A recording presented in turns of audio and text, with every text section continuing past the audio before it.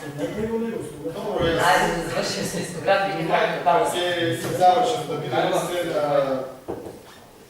со директора се чуваме това пътика нещо изминатите колко сте директор 3-4 години.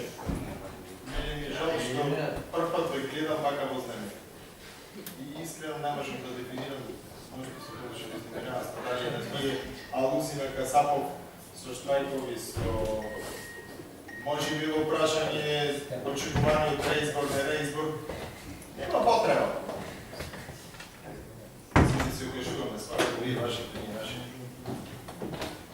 Нема никој да остане без здравие. Така мислам. Треба да... Хајде, во ефектот, да, вознемиреност, спомнувате неки работи. Прво рековте дека во... се сеќа, во 2009-2010, кога беше пикот на тие градежни работи, Нискоградба имаше реализација од 120-130 милиони.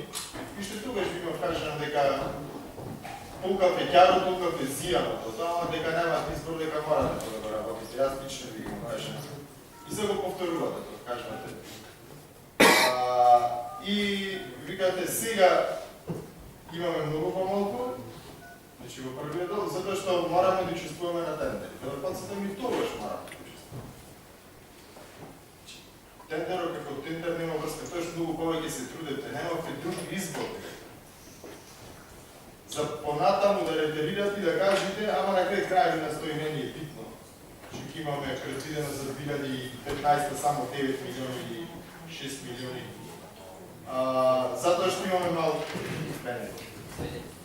И тоа е вистина. Не е тоа првото, дека тогаш имало тендери или немало тендери, туку на вистина дека немате конкретно интересни се за тоа. И нешто се десува до сертификатите ги го градите, и тука нема потреба да вознемираме смислам. Не можете да речите зашто некој друг или предходникот пред мене не им дал сертификат. И самите сме сведоци, сега сертификат се вари за возачи, за кувари, за чистачи, за лектори, за се и се што. И тоа е за нови, тоа се провлекло изминатите 3-4 години, баш кога вие станате директор. Предходно, говорите, меѓутоа тоа е законска обврска. Морате да го направите. Ако не го направите, имате консеквенции лично. Дивоград бите истиот случај. Таман работа.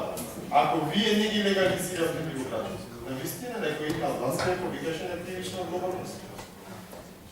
Зашто тоа не го направиле пришкопниците? Нормално. Немаше можност тоа да го направи. Каде сте слушнале дека пред носењето на законот за легализација на Дивогради, некој можеше да легализира Дивогради? Таква работа. Тие сите други може само се крстат дека нема да им бидат завршени Дивогради, да не легализирани. Ама пак е речено. Ајде, малко да... Дали